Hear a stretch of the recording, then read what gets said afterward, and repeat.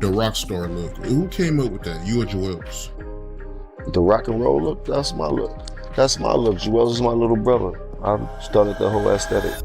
Jim Jones' biggest problem right now is that he cannot keep his own stories straight, and fans have finally reached a point where they're calling everything out in real time. Over the years, Jim has created multiple versions of Dipset history, each slightly shifting depending on the interview, audience, or mood. You dig? But yeah, I set the torch up for the rock star rap look. I've always been dressing like a white boy since high school. I've been wearing motorcycle jackets and shit like that since high school. I got a different style than most. And I know Wayne, he started dressing like that. Yeah, we gave it to Wayne. He came to Dipset school, was with us for a whole summer.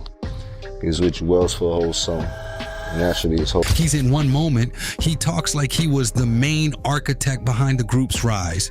The next, he talks like he was dragged into situations he didn't want to be part of. The contradictions pile up quickly, especially because interviews from the early 2000s still exist, and fans are using them as fact-checking tools.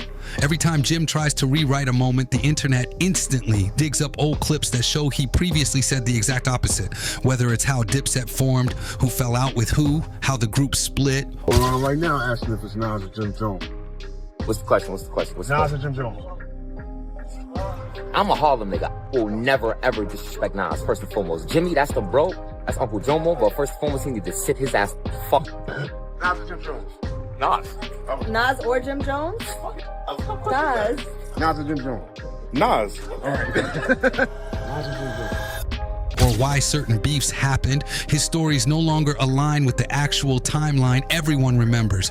That inconsistency has damaged his credibility more than any beef ever could. It's not that people hate Jim, it's that they're tired of watching him reshape history to make himself look like the hero. Hip-hop fans respect authenticity. Is that a serious question? Nas, bro. Jim Jones is a clown. Nas or Jim Jones? Come on. Is that a question? Yo, Is that a question? hey, yo, Nas or Jim Jones? Come though. on. I ain't say who. Yo. Nas Nas shit. for the All right. Nas or Jim Jones? Said Nas or Jim Jones? Oh, Nas. Nas or Jim Jones? Oh, Nas, I ain't gonna lie. Let's go. And once someone starts bending the truth too often, those fans turn into investigators. Now, every new interview Jim does becomes another episode of Let's Find a Lie. And that ongoing pattern makes it hard for anyone to take what he says seriously anymore. Jim Jones insisting he created the entire rock star fashion wave, not just in Dipset, but in hip hop as a whole, is one of the claims that has sparked the most backlash in recent interviews. He said he was rocking motorcycle jackets, studded fashion, and rocker-inspired fits before anyone else, even suggesting that... Where will you rank yourself among New York rappers? Top 10, top 15, top 20? Where did I rank myself? I don't care about top 10 ranks. I care about the money. You heard? And you talking about all these artists that came in after me. I came in after them, Rob, you heard? And I started as a hype man. And right now, I am the hype man, as you can see all over the internet. Big difference, you heard? I'm talking about present day and what we're doing right now. I ain't worried about what's going on in the past. I don't worry about what you used to do or what you used to do. What can you do right now, you heard? And if you're not in it, you're not in it, you dig? But I'm in it wholeheartedly. I wrap circles around anybody who beg to differ. Tell them meet me in the booth. That's all we gotta talk about. There ain't no shot at no one in particular person, but yeah, you know what's up? I'm from that era. Engagement. Jules Santana and Lil Wayne adopted the look from him, but the internet wasted zero time pulling up old photos and timelines that directly contradict that narrative. People posted images showing Juelz and Wayne already experimenting with rock-influenced fashion long before Jim ever mentioned it. Fans also shared clips of Cameron explaining Dipset's style origins and references to the era when Pharrell, Kanye, and even rock-inspired skate culture were shaping the trend, none of which involved Jim as the originator. When Dipset was at their peak and it mattered most, you wasn't a good rapper. It was all about Cam and Joelz. They was the best rappers in the group. Who cares about that? What the f did you talk about? That's what I don't understand. That makes no sense. At Dipset peak, he wasn't where he at right now. Well, shit, I'm where I'm at right now. I got better, you heard? Most people been in this game as long as I've been in the game and not here anymore. At all. They way gone.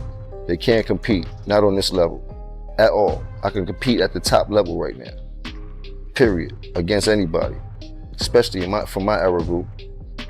I spank they boots. I don't care who you put in the booth with me. And I got the money to back it right now, tonight. That's the difference. Don't play no games. Tell them bring 100 tonight, whoever it is. They're not gonna come, bro. They know I'm vicious. I'm not one to play with when it comes to doing music. The problem isn't that Jim wants credit. The problem is that he's claiming exclusive credit for something the culture saw evolve across multiple artists and influences. Every time he claims he started the whole aesthetic, people respond with receipts proving otherwise. That backfire creates a pattern. Jim claims greatness, the internet fact checks him, and his story collapses. It's a cycle that now happens almost every time he speaks on Dipset, and the rockstar fashion claim is a prime example of why fans say he exaggerates to protect his legacy. Keep in mind that what I'm doing is for my era of music. You heard? It's a blessing that I'm still here and I'm still being able to be appreciated by the youth and the younger generation coming up. That's a super blessing right there. But when it comes to the people of my era, I want smoke. You dig? Whether they're active or inactive, I'm telling them, I want smoke. You heard? Don't care about no legendary status, none of that type of shit. None of that shit works on the street, bro. I want smoke in the booth. You heard? Who want that? Let's talk about that right now. Who want to meet me in the booth? You heard?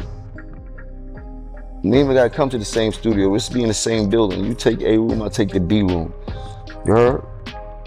Just to make everybody feel comfortable. But I want smoke in the booth. Instead of just being real about his contributions. What makes Jim's situation even worse is that the people calling him out aren't random fans. They're Cameron and Maze, two people who were actually there for the Dipset era and know the true timeline better than anyone. On their show, It Is What It Is, they repeatedly check Jim's narratives, pointing out inconsistencies and explaining moments from the past that completely contradict his retellings.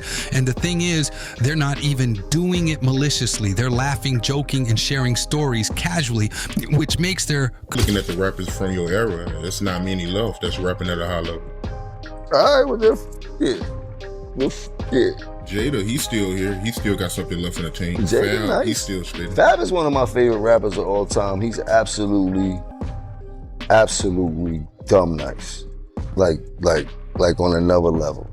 Niggas really listen to Fab music, that nigga go crazy. Like that nigga is, from a New York standpoint, shit like that. Like you dig? So every place have their own music, you heard? I'm just coming from a New York standpoint, a tri-state area standpoint. We got our own thing and our own bop out here that we all appreciate and shit like that, you know what I mean? So we appreciate our New York rappers because there's a certain sound, it's just that. Corrections hit even harder.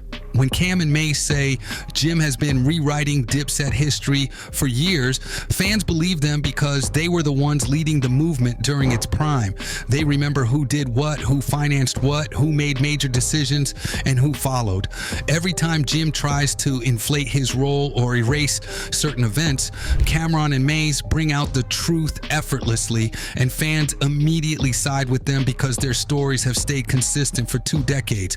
That consistency gives them credibility. Feeling that, you know what I mean, that we get from certain rappers and things like that. And Fab is one of them, Jada is one of them, Fat Joe is one of them.